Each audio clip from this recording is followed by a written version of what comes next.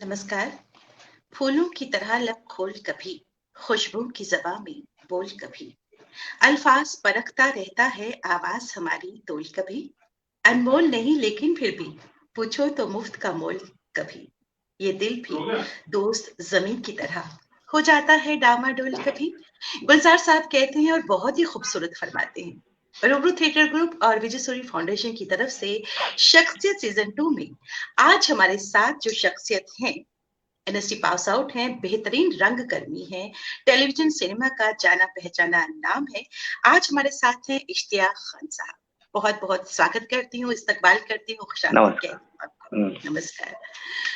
सबसे पहले तो जो हमारा ये कार्यक्रम है, जो हमारा प्रोग्राम है, जिस तरह मायूसी का आलम चल रहा है आजकल, थिएटर की परफॉर्मेंसेस नहीं हो रही, स्टेज ऑडिटोरियम नहीं मिल रहे, और अगर करें भी तो हमारे पास दर्शक नहीं है, क्योंकि बहुत मुश्किल वक्त चल रहा है। तो ऐसे में हमारा शख्सियत का मकसद ये है कि जो हमारे यहाँ सेलिब्रिटीज आती हैं, उनकी जो जर्नी रही है, उससे हमारे न्यू परफॉर्मर्स एक तरह से उनको इंस्पिरेशन मिल सके। तो आपका जो करियर शुरू हुआ, शास्त्रीय संगीत से आपका करियर शुरू हुआ, फिर आप रंगमंच से जुड़े, फिर आपका एनएसडी का सफर रहा। तो आपका जो ये सफर रहा है, तो हम चाहते हैं कि हम भी इसका हिस्सा बने। जी, जी, जी, जी। सफ़र जो है वो शुरुआती दौर में, जैसा कि आपने बताया कि शास्त्रीय संगीत से जुड़ा हुआ तबला मैंने प्रभाकर किया हुआ है। स्वर्गीय श्री राम प्रसाद मिश्र से मैंने तबला सीखा है, शास्त्रीय संगीत सीखा है। भगवत प्रसाद मिश्र से मैंने तबला सीखा हुआ है। उसके बाद मैंने बुंदेलखंडी लोक संगीत पे थोड़ा काम किया है, और ये चल ही रहा था कि मुझे पता चला कि कुछ इप्टा के साथी जो हैं वो ढूंढ रहे हैं ऐसे लोगों को जो तबला बजाते हों, ढोलक बजाते हों, क्योंकि उनको नाटक के संगीत के लिए एक ढोलक वाला चाहिए। जी। तो ऐसे वो मेरे पास आए और मैंने ये शुरुआत की। श्री देवेश मिश्र जी हैं जिन्होंने गिली गिली फू नाटक किया था, उसमें मैंने ढोलक बजाई, और यहाँ से मेरा सफर शुरू हुआ। और इत्तेफाक ऐसा आया कि मुझे एक्टिंग करना पड़ा। इसी नाटक में मैंने जमूरिया का किरदार किया और वो लोगों को काफी पसंद आया। तो जो मेरा रुझान है वो नाटकों की तरफ हो गया, और मैंने फिर उसी तरफ जाना ज्यादा अच्छा समझा, या यूं कहें कि मुझे उस तरफ ज्यादा सफलता मिलना शुरू हुई, तो मैं उस तरफ चला गया। आपने जो पहला रंगमंच का नाटक किया, जो आपने अभी बताया, किस तरह का अनुभव रहा आपका? क्योंकि रंगमंच जो है एक जादू की तरह है, जो बिल्कुल आपको बदल के रख देता है। तो आपका अभी अब अनुभव कैसा रहा? शुरुआती जो पहला मैंने नाटक किया था वो तो ऐसे ही किया था कि कोई आया नहीं था, इसलिए मैंने वो कैरेक्टर किया। लेकिन मेरा जो स्कूल था वो सरकारी स्कूल था, आदर्श माध्यमिक विद्यालय। जी।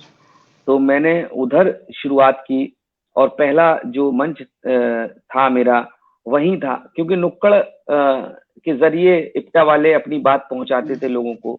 उस समय साक्षरता का जोर ज्यादा चल रहा था, तो पन्ना इप्टा ने ये अपने ही तरफ से एक मुहिम छेड़ रखी थी कि कैसे जागृत करें लोगों को कि पढ़ना लिखना कितना इम्पोर्टेंट है। उसके तहत वो नाटक, नुक्कड़ नाटक तैयार किए गए थे। जी। तो वो स्कूलों में भी किए जाते थे कि बच्चे प्रेरित हों और वो ऐसे लोगों को बात करें, ऐसे लोगों से जो अनपढ़ हैं, चाहे वो किसी भी उम्र के हों, और वो किसी प्रकार से पढ़ना शुरू करें। तो ऐसे ही हमारे स्कूल में भी मकबूल सर थे, वो भी गुजर गए। वो भी इस मुहिम से जुड़े हुए थे, तो उन्होंने इनवाइट किया था इप्टा वालों को कि शुरुआत हमारे स्कूल से कीजिए आप, और नाटक कीजिए और जागृत कीजिए लोगों को। तो जब होता है ना कि आप उस स्कूल में जहां आप पढ़ रहे होते हैं और एक ऐसा काम कर रहे होते हैं जिसमें तारीफ मिल रही होती है, तो वो एक अजीब सा एहसास, उसी अजीब एहसास ने खींच लिया मुझे मुतासिर किया उस तरफ। आपको। जी। हाँ। जी। बहुत ही खूबसूरत एहसास होता है थिएटर का। और उसके बाद आप नेशनल स्कूल ऑफ ड्रामा आपने ज्वाइन किया, तो नेशनल जी। स्कूल ऑफ ड्रामा से जुड़ी हुई कोई सुनहरी याद या आपका अनुभव वहां पे, आप एक्टिंग से जुड़े रहे वहां, जो आपका स्ट्रीम था हाँ, एक्टिंग करना है। उसके बाद मैं नेशनल स्कूल ड्रामा से जुड़ने के पहले मैं स्वर्गीय अलखनंदन जी के निर्देशन में मैंने काम किया। सागर एक अन्वेषण थिएटर ग्रुप है, वहां मैंने बहुत काम किया, कारण जी के साथ काम किया एक प्ले, और उनसे रंग संगीत का ज्ञान लिया। और क्योंकि संगीत से सीखे हुए थे, तो रंग संगीत हमारे लिए एक अलग बात थी। जिस तरीके से उसमें कारण सर करते थे, वो हमारे लिए बहुत अलग था, क्योंकि हमारे लिए ताल इम्पोर्टेंट था, हमारे लिए स्वर इम्पोर्टेंट था, हमारे लिए जिस तरीके से लोग गाते हैं मिठास इम्पोर्टेंट थी। और नाटक में जब आए तो देखा कि ये सब तोड़ना है, जरूरी नहीं है ये सब। जहां जरूरी है वहां करना जरूरी है, जहां जरूरी नहीं है वहां नहीं है। तो एक अलग सीखने का मौका मिला, एक अलग अंदाज था, रंग संगीत को बहुत ही बारीकी से समझने का मौका मिला। और फिर मैं शास्त्रीय संगीत सीखते हुए भी रंग संगीत की तरफ मुड़ गया, और मैंने बहुत से नाटकों में म्यूजिक दिया, और बहुत से लोगों के रंग संगीत को ध्यान से सुना, चाहे वो हबीब तनवीर जी के का रंग संगीत हो, या अपने बाबा कारण जी का हो, या ऐसे लोग जो अपने अपने नाटक मंडली में नाटक दे रहे हैं और नाटक का संगीत कर रहे हैं। तो वो एक अच्छी जर्नी थी। उसके बाद में एनएसडी आया, मैंने एक्टिंग में डिप्लोमा लिया, और एनएसडी की कई यादें हैं। एक याद से तो उसको समापन नहीं किया जा सकता। उसकी कई, सबसे बड़ी याद तो यही है कि इतने लोग देश के अलग अलग भाषा बोलियों से संबंधित, अलग अलग विचारधारा के और अलग अलग संस्कृति से आए हुए, भारत कहने में एक लगता है, लेकिन उसमें जो संस्कृतियां हैं, जो लोगों के विचार हैं, नाटक करने का जो तरीका है, वो बहुत भिन्न भिन्न है। तो पन्ना से निकले और उसके बाद मध्य प्रदेश में ही काम किया, लेकिन जब एनएसडी आए तो सबसे बड़ा जो चेंज देखा, जो दिमाग में या जो सोचने समझने में सीखने में जो परिवर्तन आया, वो हमारे जो बैचमेट हैं उनके रहन सहन, उनकी संस्कृति, उनके नाटकों का ज्ञान, वो ज्यादा याद आता है कि कौन कहाँ से था, क्योंकि वहां गए नहीं, कभी कलकत्ता नहीं गए, कभी उड़ीसा नहीं गए, कभी मणिपुर नहीं गए, कभी दिल्ली ही नहीं आए। तो वो जो एक्सपीरियंस है वो बहुत इंपॉर्टेंट था हमारे लिए, जो हमेशा याद आता है। क्या बात, क्या बात। मैं ये जानना चाहूंगी, जितने भी आपने नाटक किए रंगमंच पर, कोई ऐसा नाटक जो आपके दिल के बहुत करीब हो? ऐसे तो बहुत हैं, दिल के करीब नाटक जो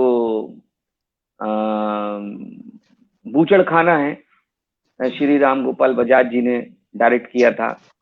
राजनीतिक है और बहुत ही समसामयिक है, अभी भी पहले भी, और आने वाले कितने वक्त तक रहेगा पता नहीं। वो बहुत ज्यादा मेरे जहन में घुसा हुआ है। और एक नाटक और है जो सब लोगों ने लगभग किया हुआ है, एक था गधा उर्फ अलादाद खां। तो जो बूचड़ खाना है उसका अंदाज कहने का बहुत रियलिस्टिक था और बहुत साफ साफ है। और जो शरद जोशी जी का एक था गधा उर्फ अलादाद खां, वो एक व्यंगात्मक तरीके से बोला गया नाटक है, जो अपनी बात हंसी मजाक के जरिए लोगों तक पहुंचाता है। तो मुझे दो पैटर्न बहुत अच्छे लगते हैं। वैसे नाटक बहुत सारे मुझे पसंद हैं, लेकिन पैटर्न हमने बताया आपको कि किस टाइप के पैटर्न मुझे पसंद है, या तो बहुत रियलिस्टिक या फिर ऐसा हो जो बहुत नाटकीयता हो उसमें, और दर्शकों को मालूम हो कि ये नाटक हो रहा है, इसमें गाने हैं, सब कुछ है, फिर भी दर्शक कुछ ऐसा सीख के जाएं जी, जो हम लोग कहना चाहते हैं। बिल्कुल, बिल्कुल। आपने अभी एक था गधा की बात की, तो मैं इस पर आती हूँ। आपने लास्ट टाइम में भारंगम में आपने एक नाटक किया था श्रीमान चोर, वो भी कॉमेडी का जी उसमें जी टच था। जी तो लोगों को रुलाना बहुत आसान है, लेकिन कॉमेडी करना जी। बहुत मुश्किल है। क्या कहेंगे आप? जो खास तौर पे जो हमारे साथ यंग जनरेशन, यंग परफॉर्मर जुड़े हुए हैं, थिएटर से जुड़े हुए यंग लोग, उनके लिए आप क्या कहेंगे कि वाकई कॉमेडी करना बहुत मुश्किल और क्या चीजें ख्याल जहन में रखनी चाहिए? कॉमेडी करना मुश्किल है, ये सब लोग बोलते हैं, लेकिन मुझे समझ में नहीं आता, शायद मेरे अंदर कुछ ऐसी चीजें हैं जो मुझे बहुत सहज लगती हैं कॉमेडी, या मेरे स्ट्रक्चर या बोलने का तरीका या जो मैं काम करता हूँ वो बहुत सहज है, इसलिए शायद मुझे मुश्किल नहीं लगती कॉमेडी। आसान है। हाँ, कॉमेडी में कुछ ऐसी बात करना जो सामाजिक ताने बाने को दर्शाती हो और बहुत गहरी बात करती हो, वो कठिन है।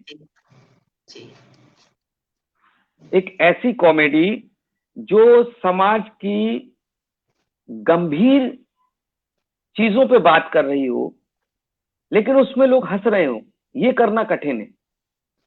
Yes, yes. नॉर्मल जो हम, जैसे आपने श्रीमान चोर देखा है, वो देखने में कॉमेडी है, लोग हंसते हैं, लेकिन उसके अंदर जो बहुत सामाजिक जो बुराई है, जो चादर ढकी हुई है, हमारी कॉमेडी उधर से शुरू होती है कि हम वो चादर निकालते हैं जो ढकी हुई है, और जो चादर निकालते हैं उसी में कॉमेडी है। क्या बात। हम ये नहीं कहते कि देखिए ये चोर है, मैं इसकी चादर निकाल दूंगा, बेनकाब हो जाएगा, ये नहीं है। तो ये कठिन है, लेकिन पता नहीं ऐसा होता ना कि कोई गांव में ऐसा व्यक्ति होता है जो एक शास्त्रीय संगीत वाला जो सदियों से गा रहा होता है, प्रैक्टिस कर रहा होता है, एक बच्चा आता है और वो गा के चला जाता है, उसकी कंठ में सरस्वती बैठी होती है और वो ऐसा गा के चला जाता है कि उस्ताद भी बोलते हैं कि यार इतने सालों से हम रियाज कर रहे हैं, ये क्या है, ये तो बिना रियाज के सब कुछ, इसके एक गाने में हमारी पूरी जिंदगी का संगीत समाया हुआ है। वाकई, वाकई है ना। तो हमारे लिए अब वो लड़के के लिए कुछ नहीं है, तो हो सकता है कि हमारे अंदर जो कॉमेडी का जो समझ है या जो कुछ भी है वो मतलब ऊपर वाले की देन है, इसलिए मेरे लिए हमारे लिए सहज है, कठिन नहीं है जी, लेकिन हमारे लिए नहीं है, क्योंकि ये अपने आप आती है, हम सोच के कुछ नहीं करते हैं, अपने आप लगता है कि यार ये बात बोलनी चाहिए। और जब भी ऐसा हुआ है कि हमने सोच के किया है कि अब लोगों को हंसाएंगे, तभी फैल हुए हैं हम। नेचुरल जो आता है वही इंपॉर्टेंट है। और इतने साल के एक्सपीरियंस से हमें ये समझ में आ गया है कि आप जो सहज तरीके से कर सकें वही अच्छा है। जिसमें आपको कठिनाई हो और आपको लगे कि ये कठिन काम है, वो शायद पता नहीं दर्शकों को भी लगेगा कठिन काम है, उसमें वो चीजें आएंगी नहीं। सहजता होना जरूरी है, सहज होना जरूरी है। जी, बिल्कुल। हमारे साथ बहुत सारे एस्टीम्ड व्यूअर्स जुड़ चुके हैं, मैं सभी को वेलकम कहना चाहूंगी। जसकिरण चोपड़ा जी हमारे साथ जुड़ चुकी हैं, बेहतरीन रंगकर्मी है, दिल्ली थिएटर कर रही हैं, लिखती है सोच किया तो एक्टिंग हो जाएगी। बिल्कुल, सोच के आप एक्टिंग नहीं कर सकते, आपको नेचुरल रहना है। सुचित्रा गुप्ता जी बेहतरीन रंगकर्मी है, दिल्ली रंगमंच की और आकाशवाणी की और टेलीविजन की, बहुत बहुत स्वागत करती है उनका। लिखती है situational comedy remains with the audience for long. And very true, बहुत सही। इरशाद मासूम साहब कश्मीर से हमारे साथ जुड़े हैं, मीडिया कर्मी है, टेलीविजन रंगमंच का एक नाम। बहुत बहुत शुक्रिया कहना चाहूंगी। इंद्रजीत जी हमारे से पंजाब से जुड़े हैं, बहुत बहुत शुक्रिया कहना चाहूंगी। जय नारायण कश्यप जी हमारे साथ जुड़े हैं, लिखते हैं रंग संगीत मेरे लिए नया शब्द है। बहुत शुक्रिया, बहुत बहुत शुक्रिया कश्यप जी हमारे साथ जुड़ने के लिए। सुचित्रा गुप्ता जी बहुत बहुत शुक्रिया। डॉक्टर सल्ला मेहता डॉक्टर हैं और आकाशवाणी के नाटकों से जुड़ी हैं, बहुत बहुत स्वागत करती हूँ, बहुत बहुत शुक्रिया कहती हूँ उनको। मनोज शर्मा जी हमारे साथ जुड़ी हैं, बेहतरीन रंगकर्मी हैं, टेलीविजन सिनेमा के और आकाशवाणी के। बहुत बहुत स्वागत मनोज जी आपका। रश्मिधर जी हमारे साथ जुड़ी हैं, आकाशवाणी के नाटकों से जुड़ी हैं, बेहतरीन रंगकर्मी है दिल्ली में। बहुत बहुत शुक्रिया कहती हूँ हमारे साथ जुड़ने के लिए जी। अब मैं आपसे ये जानना चाहूंगी कि रंगमंच में आपके लिए, आपने कहा कि कॉमेडी मेरे लिए बहुत सहज है, और सहजता होना चाहिए, क्योंकि अगर आप एक्टिंग करते तो वो एक्टिंग नहीं आती और दर्शकों को कनेक्ट नहीं करेगी, और दर्शकों के साथ कनेक्ट होना बहुत जरूरी है। आपके लिए अभी तक का रंगमंच पे मोस्ट चैलेंजिंग अगर प्ले करें, जो आपको लगा कि वाकई मेरे लिए ये नाटक बहुत चैलेंजिंग रहा है, किसको मानते हैं? ये तो सोचने वाली, मतलब क्योंकि मैंने तो हर कैरेक्टर मेहनत ही की है हर कैरेक्टर में। एक नाटक था किंग लियर जी, शेक्सपियर। जी जी जी, उसमें मेरी बैचमेट अदिति विश्वास उसको डायरेक्ट कर रही थी। तो उस वक्त उसने मुझे ये कैरेक्टर दिया, तो लोग आश्चर्य कर रहे थे कि ये कैरेक्टर इसको क्यों दे दिया, किंग लियर, लियर राजा। बहुत स्ट्रॉन्ग कैरेक्टर, कमाल का कैरेक्टर है ना, कमाल का कैरेक्टर, कमाल। हाँ, तो उसमें बहुत मेहनत मुझे लगी थी, क्योंकि वो मेरी पर्सनालिटी के विपरीत था और बड़ा मुश्किल था उसको होल्ड करना। क्योंकि उस क्या होता है कि जब आप कुछ ऐसे कैरेक्टर कर लेते हैं कि दर्शक हंसते हैं उस चीजों में, अगर आप कुछ ऐसा कैरेक्टर कर रहे होते हैं जो सीरियस है, तो कम से कम दर्शक जो आते हैं आपकी एंट्री, क्योंकि आपके फैन होते हैं, आपकी एंट्री के 15 से 20 मिनट बाद आप दर्शकों को समझ में आता नहीं यार ये तो सीरियस कर, क्योंकि उसके बाद उनको ये एहसास होता है कि ये कैरेक्टर है, ये इश्तियाक नहीं है। तो वो तोड़ना मेरे लिए बहुत इंपॉर्टेंट था और बहुत कोशिश की उसको तोड़ने की। पता नहीं मैं उसमें कितना कामयाब हुआ, वो तो अदिति या वो लोग बता सकते हैं जिन्होंने देखा वो नाटक। लेकिन मेरे लिए बहुत ज्यादा चैलेंज था, क्योंकि वो सीरियस कैरेक्टर था। हाँ, और मुझे ये होल्ड करना था कि लोग आके हंसे नहीं।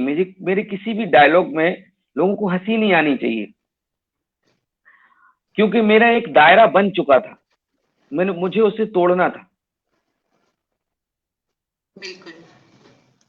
तो उसी के फिर मैंने उसी तरीके से काम किया। उसके में फिर बबीता पांडे हमारी बैचमेट थी, तो उसने ये किया कोमल गांधार। उसमें मैंने भीष्म का जिद लेके किया कि मुझे अपनी वो तोड़नी है जो दर्शकों ने बना ली कि ये कॉमेडी करेगा। हाँ, तो बड़ी मुश्किल में उसने दिया। फिर अमितेश हमारा बैचमेट है, उससे भी मैंने सीरियस ही कैरेक्टर लिया। तो जो 3 कैरेक्टर मैंने अपने जीवन में उधर किए, वो मैंने सिर्फ इसलिए किए थे चैलेंज के तौर पे कि मैं चाहता हूं कि मैं इन कैरेक्टरों को जीवन दे सकूं, जीवंत कर सकूं। क्योंकि मेरे जहन में ये था कि अगर मान लीजिए सचिन का तस्वीर नहीं होती हमारे पास, सचिन जो क्रिकेटर है, बड़ा नाम है उनका जी, और हमारे पास सिर्फ उनकी बातें होती, तो शायद सचिन अगर अभी कास्ट किया होता किसी ने, तो सचिन शायद होता खली या दारा सिंह टाइप कोई ऐसा, या सोनू सूद टाइप कोई ऐसा जिसकी बॉडी है, ये है। लोग इस तरीके से जहन में रखते हैं कि यार इतने रन बना लेता था वो, इतना ज्यादा स्ट्रांग था, तो उसके बाहों में बल होगा, तो उसकी हाइट होगी, उसकी आवाज होगी। जबकि सचिन जो है, उनकी अब आप आवाज सुनेंगी तो क्या आइला बहुत पतली आवाज है उनकी। यस यस यस यस, है ना? बिल्कुल सही, बिल्कुल सही। तो हमारी ये जिद थी कि भाई पता नहीं भीष्म हो सकता हमारे हाइट के हों, जी इम्पोर्टेंट उनका कर्म है ना। इम्पोर्टेंट जो सचिन जो है उनके कर्म से टॉप लेवल पे हैं, जी हाइट से नहीं है। बिल्कुल। अभी अभी अभी आप लादेन को देखेंगी, आप हम्म, याद कीजिए,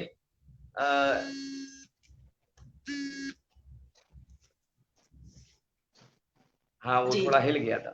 कोई नहीं, जी जी जी। लादेन जो है उनकी जो बातें सुनेंगी आपको लगेगा इतना शरीफ आदमी है, जबकि पूरे विश्व का एक ऐसा व्यक्ति था जिसने पूरे विश्व को हिला दिया था। लेकिन उसकी बिल्कुल बातें जब आप सुनती हैं तो आपको लगता है कि यार ये क्या है। बिल्कुल बिल्कुल। जगजीत सरीन जी हमारे साथ जुड़े हैं पंजाब से, बेहतरीन रन करनी है, लिखते हैं सहजता से कई बात दर्शकों को जोड़ देती है। एक मिनट आपकी जी जी आवाज आ रही है आपको मेरी? जी, बिल्कुल आ रही है, आवाज आ रही है, लेकिन हाँ बिल्कुल आ रही है। अच्छा, ये आपको आवाज आ रही है? शायद ये, हाँ आ रही है आपको? जी नहीं, मुझे आपकी आवाज आ रही है। आपको आ रही है मेरी आवाज? वो शायद हिल गया आपका जैक, रोड टाइट कर लीजिए उसका हेडफोन, ईयरफोन का। अभी आ रही है आपको आवाज मेरी?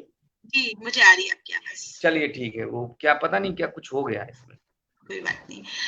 हमारे साथ शबीर मुजाहिद साहब जुड़े हैं कश्मीर से, दूरदर्शन जम्मू, दूरदर्शन कश्मीर और लद्दाख के स्टेशन डायरेक्टर रह चुके हैं। बहुत बहुत शुक्रिया कहना चाहूंगी शबीर सर आपका।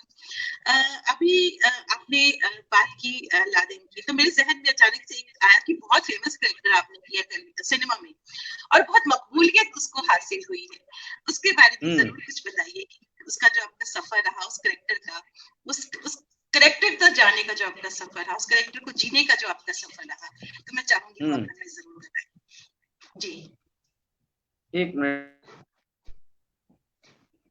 आपकी आवाज जो है पता नहीं ये, मेरी आवाज नहीं आ रही है आपको? हाँ पता नहीं,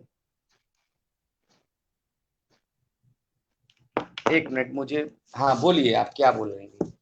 जी आपको आवाज आ रही है मेरी? हाँ अब आ रही है। जी मैं ये कह रही थी कि अभी आपने लादेन की बात की, ओबामा की बात की, तो मेरे जहन में एकदम से आपकी एक फिल्म याद आ गई जिस बहुत ही मकबूल करेक्टर किया था आपने उसमें, और लोगों को बहुत पसंद आया था वो करेक्टर। उस करेक्टर को जीने तक का जो आपका सफर था, उस करेक्टर के बारे में मैं जरूर चाहूंगी आप हमें बताएं। वही कमाल का वो करेक्टर था। कौन सी फिल्म? फंस गए अच्छा लादेन। अच्छा अच्छा अच्छा, जी देखिए वो आ, क्योंकि मैं पन्ना शहर का रहने वाला हूँ जी और पन्ना शहर में इंग्लिश जानने वाले बहुत कम लोग हैं, जी तो मैंने आसपास हमारे जो कोचिंग क्लास खोल लेते हैं जी तो वैसे कैरेक्टर जोड़े हुए देखे हुए हैं, जी तो इसलिए वो कैरेक्टर मैं समझता हूँ, क्योंकि एक समय था जब हिंदी के साथ साथ अचानक से इंग्लिश इम्पोर्टेंट हो गई थी लोगों को, इंग्लिश जी सीखना चाहते थे लोग, इंग्लिश बोलना चाहते थे लोग, लेकिन होता ये था कि बहुत सारे लोग इंग्लिश समझ नहीं पाते थे जी और हमारे इधर कोई पढ़ाने वाला नहीं था, और वो पढ़ाने वाले जो भी थे वो डिक्शनरी देख के पढ़ाया करते थे। जी तो कभी कभी ऐसा होता था कि बहुत समझदार लोग बाहर से पढ़ के आते थे, तो वो बोला करते थे कि यार जो वो सर पढ़ाते थे वो तो बहुत गलत पढ़ाते थे यार, उल्टा ही पढ़ा दिया हमें। बहुत सारे लोग होते हैं ना जो अपने शहर से दूसरी जगह चले जाते हैं पढ़ने के लिए, जी जी जी जी तब तो इसलिए जब आप ऐसे कैरेक्टर को देख चुके होते हैं और आपके पास कभी ऐसा कैरेक्टर एज एन एक्टर आता है तो आपको लगता है कि यार ये हमारा एरिया है, इस एरिया में तो हम बहुत अच्छा काम करेंगे। होता ना कि बहुत से लोग तबले में तीन ताल को साध लेते हैं, फिर जब कभी अगर तीन ताल की बात आती है तो वो आराम से बजा लेते हैं। ठीक वैसा ही है। ऐसे कैरेक्टर जो आम जीवन में लोगों को दिखते हैं, क्योंकि मेरी जर्नी ऐसी है कि मैंने बहुत अलग अलग शहर में जाके थिएटर किया है, अलग अलग लोगों के साथ रहा हूँ। पन्ना, पन्ना से सागर, सागर से भोपाल, भोपाल से दिल्ली, दिल्ली से मुंबई। और मेरी आदत है कि मैं ग्रुप में ज्यादा रहा हूँ लोगों के साथ, हंसी मजाक। और मान लीजिए कि अगर कोई कर्मचारी है या एनएचडी के ही वर्कर हैं जो मान लीजिए स्टेज में काम करते हैं, स्टेज डिजाइन करते हैं, उनकी कहीं कॉलोनी है तो उनके साथ चले गए, उनके साथ रहे, शाम को खाना खाया उनके साथ और फिर लौट आए। ये इसलिए नहीं है कि मैं उनसे कुछ सीखना चाहता हूँ, मेरी आदत है ये। और आदत के कारण मैं कुछ अच्छे कैरेक्टर मुझे दिख जाते हैं, मिल जाते हैं और वो जहन में बसे रहते हैं। जब कभी मुझे वैसा कैरेक्टर करने का मौका मिलता है तो मैं सहज तरीके से वो कर लेता हूँ। जी, ऑब्जर्वेशन बहुत जरूरी है। जी जी, तो उस कैरेक्टर का अगर आप थोड़ा सा अगर हमारे साथ शेयर करें, जो डायलॉग आपका बहुत ही खूबसूरत था, बहुत कमाल का किया था आपने वो। हाँ, मैं याद करता हूँ। You long here a lanky fellow, teacher inter no interest, total ignore, again time this baby to touch to my fingerprint, you chick, so big chick, you chick, red chick, the postman, the busy man, the collector letter from the people, stand up। क्या बात, कमाल कमाल। मैं theatre के बारे में आपसे जरूर जानना चाहूंगी कि थिएटर एक ऐसी चीज है जो आपको बिल्कुल बदल के रख देता है। तो आपकी पर्सनल जर्नी पे थिएटर का कितना इम्पैक्ट रहा, रंगमंच का कितना इम्पैक्ट रहा? देखिए, जब आप ऐसे शहर में नाटक कर रहे होते हैं जहां सब कुछ आपको ही करना है, टिकट से लेके दरी बिछाने तक, तो आपको वो एक नियम कानून से बांध देता है, आपको जिम्मेदारी का एहसास दिलाता है। जब आप नाटक कर रहे होते हैं तो आपको मालूम होता है कि आपको 5 बजे पहुंचना है, तो टाइम का पक्का होना बहुत जरूरी है।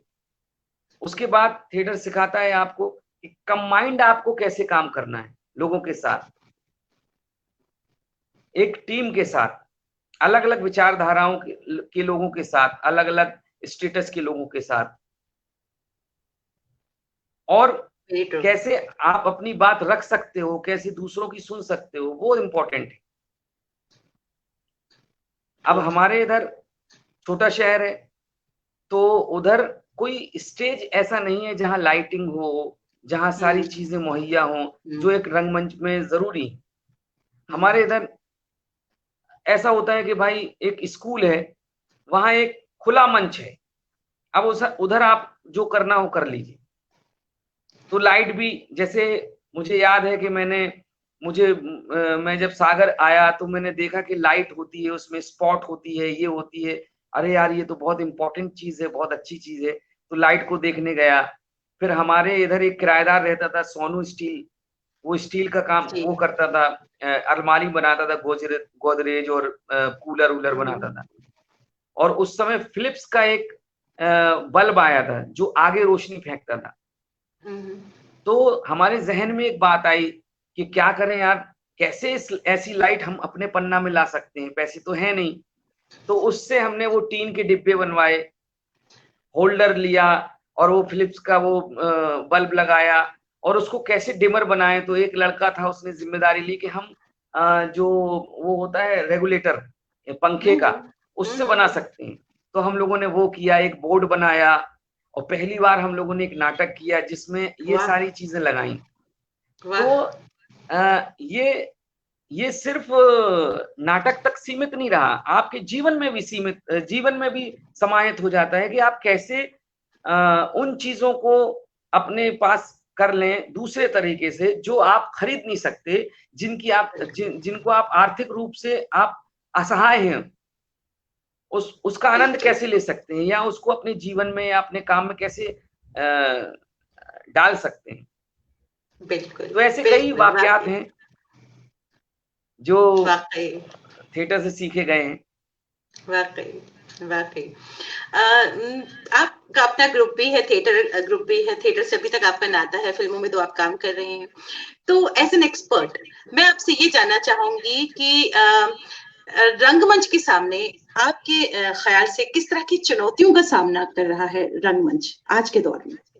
आप क्या कहेंगे एज एन एक्सपर्ट? देखिए, रंगमंच के सामने कुछ चुनौतियां हैं जो बहुत इम्पोर्टेंट हैं। एक तो चुनौतियां ये भी हैं कि कलाकारों के द्वारा खड़ी की गई चुनौतियां हैं और कुछ वैसी भी हैं।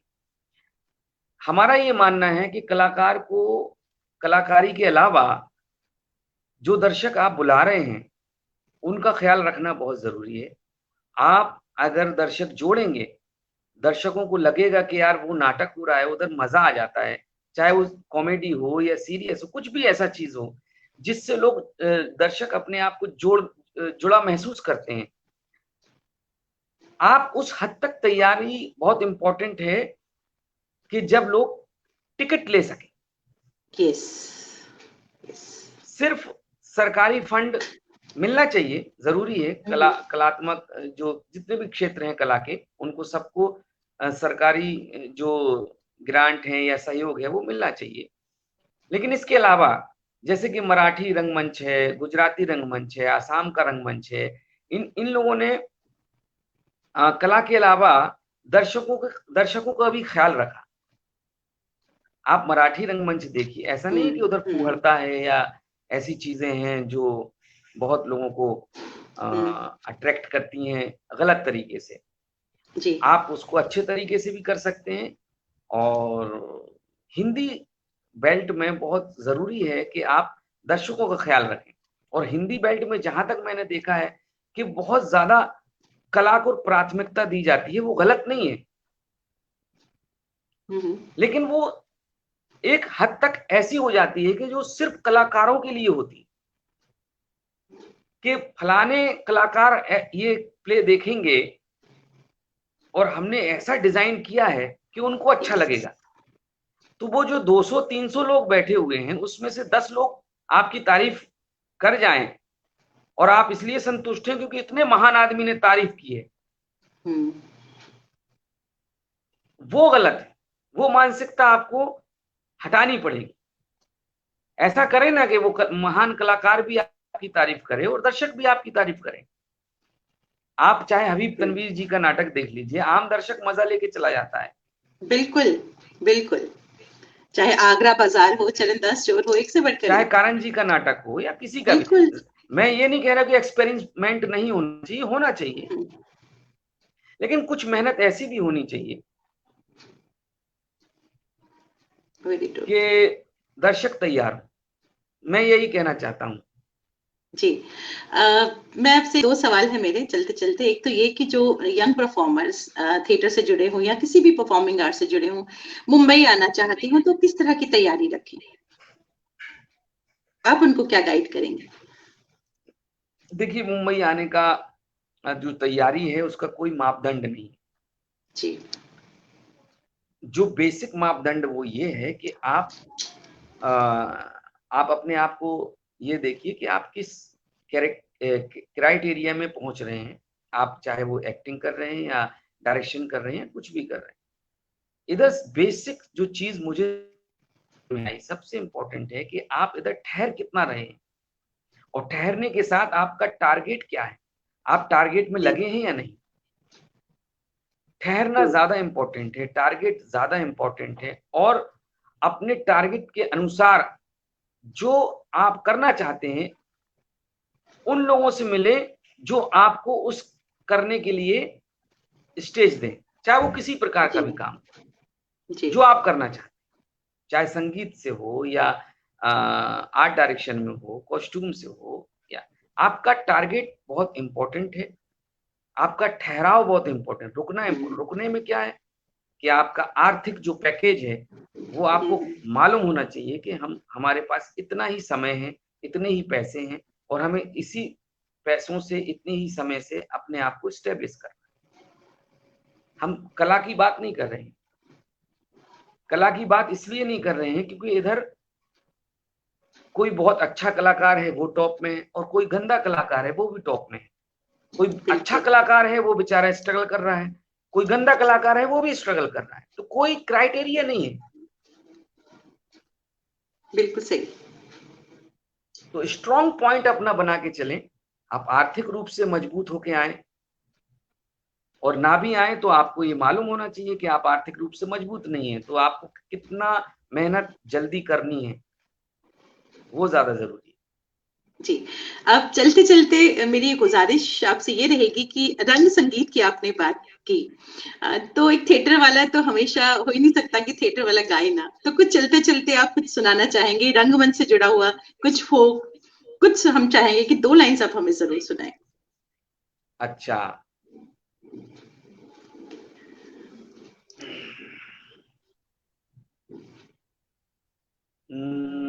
इस वक्त जो मुझे याद आ रहा है, कारण जी ने एक नाटक में ये गाना गाया था, पता नहीं कितना याद है मुझे, लेकिन मैं सुना जी, देता हूँ। जी। ऐसे अलबेली के नैना, ऐसे अलबेली के नैना, सामे पर कछुना, ऐसे अलबेली के नैना। अच्छे से याद नहीं है, मुझे धुन याद है। ईश्वरी द्वारा रचित है ये, और बुंदेलखंड का जो है मिट्टी की खुशबू है फोक है इसमें, मिट्टी की खुशबू है उधर। इसमें, बहुत खूबसूरत। जी जी जी जी, उधर का फोक है। तो मुझे इस वक्त अच्छे से याद नहीं है, और मेरी ये प्रॉब्लम है, मुझे याद रहता नहीं है।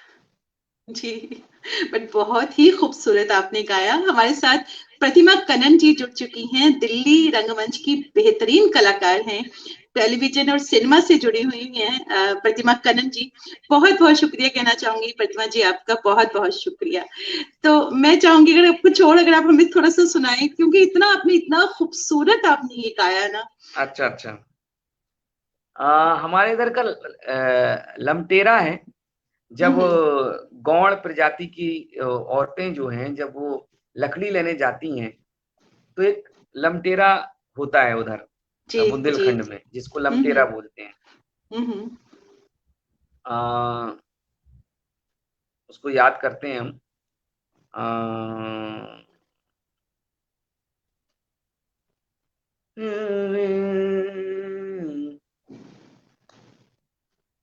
दरस की तो बेरा भई रे,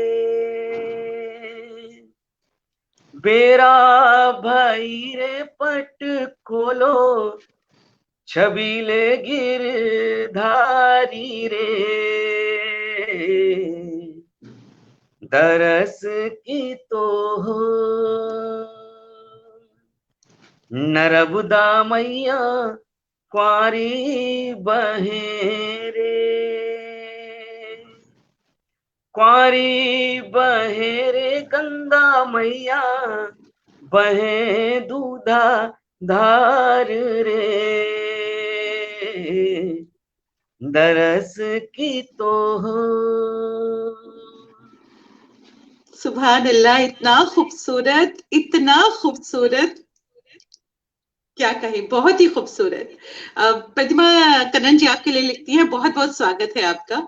डॉक्टर सलाम मेहता लिखती हैं, बहुत खूबसूरत। प्रतिमा जी लिखती हैं, वाह! वाक़ई, वाक़ई मज़ा आ गया। तो मुनीर लोन साहब मुंबई से हमारे साथ जुड़े हैं, बहुत-बहुत स्वागत करती हूँ। लेकिन इश्तियाक साहब, बहुत मज़ा आया आपसे बात करके। It was such a enriching session जो आपने अपनी जो जर्नी शेयर की, जिस तरह से आपने रंगमंच की बातें की। फ़िल्मों की बातें तो हम लोग सभी जानते हैं, लेकिन रंगमंच एक ऐसी चीज़ है जो ताउम्र आपके साथ जुड़ता है। हाँ, मैं ये आपसे पूछना चाह रही थी कि आपका एक अपना ग्रुप भी है मुंबई में, जो आप थिएटर का ग्रुप चलाते हैं। मैं जी, उसके बारे में मुखातिब थिएटर, चलते-चलते जी, जी, उसके बारे मुखातिब में मैं थिएटर चाहूँगी। ग्रुप। जी, जी, तो किस तरह के कलाकार हैं उसमें? ऑल ओवर इंडिया से हैं या सिर्फ़ मुंबई से हैं? मुखातिब थिएटर ग्रुप में क्योंकि हम लोग अलग अलग जगह से आए हुए हैं, सबको कहीं ना कहीं रंगमंच तो करना की इच्छा होती ही है। जी बिल्कुल। तो बहुत सारे लोग ऐसे थे जो नाटक करना चाहते थे, तो हम लोगों ने एक ग्रुप बनाया जिसमें से करीब 25 से 30 एनएसडी वाले लोग हैं और कुछ भारतेंदु अकादमी के हैं, कुछ एमपी ड्रामा स्कूल के हैं, कुछ ऐसे हैं जो कहीं से नहीं है लेकिन जुड़े हैं। कुल मिला के 45 से 50 लोगों का ग्रुप हमारा है और हम लोग जब भी वक्त मिलता है या वक्त ना भी हो, अगर लगता है कि यार शाम के वक्त नाटक करना है, तो हम लोग शाम को रिहर्सल करते हैं, चाहे कितने भी 3-3, 4-4 एक कास्ट एक जो कैरेक्टर है उसको 3-3, 4-4 लोगों में कास्ट कर देते हैं जी कि हमारा नाटक किसी भी कीमत में कैंसिल नहीं होना चाहिए। और इससे होता ये है कि 4 कास्ट होती है एक कैरेक्टर की, जो अगर मान लीजिए किसी एक्टर को काम मिल गया तो वो बेधड़क बोल देता है कि भाई हमारा ये काम है, क्या हम नहीं करें? तो फिर 3 बचते हैं हमारे पास। तो ऐसे करके हम लोगों ने अपना जो मुखातिब थिएटर ग्रुप है उसको बना रखा है और बड़े अच्छे से चलता है, किसी भी प्रकार की कोई समस्या नहीं होती है। और वही लोग जुड़े हुए हैं जो रंगमंच से जुड़ना चाहते थे, रंगमंच करना चाहते थे, लेकिन किसी कारणवश वो इधर आ गए और वो इधर काम कर रहे हैं। जी, और नाम भी इतना खूबसूरत है मुखातिब, कि मुखातिब आप मुखातिब कर रहे हैं थिएटर उनको, जो दर्शक आपके साथ हमसे बात कर रहे हैं। स्वर्गीय श्री अलखनंदन जी ने रखा था इसका नाम। जी, बहुत खूबसूरत नाम है। रश्मि जी लिखती हैं, अभी जो आपने फोक गाया इतना खूबसूरत, लिखती हैं भारत के फोक का जवाब नहीं। वाकई फोक में तो अपनी मिट्टी की खुशबू होती है।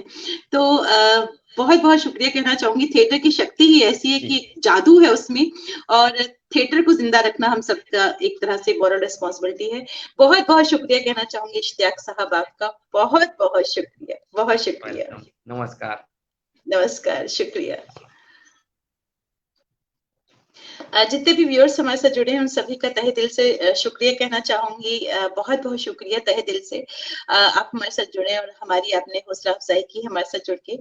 हमारे कल जो शख्सियत का अगला अंक है, कल शाम को 7 बजे है, जिसमें हमारे साथ जाने माने कलाकार हैं, एक्टर हैं, डायरेक्टर हैं, राइटर हैं, थिएटर से, रंगमंच से, सिनेमा से उनका गहरा ताल्लुक रहा है। सुभाष गुप्ता जी कल हमारे साथ हैं, तो रहिएगा हमारे साथ और सुभाष गुप्ता जी की जर्नी से हम रूबरू होंगे। तब तक के लिए नमस्कार और शुभ रात्रि।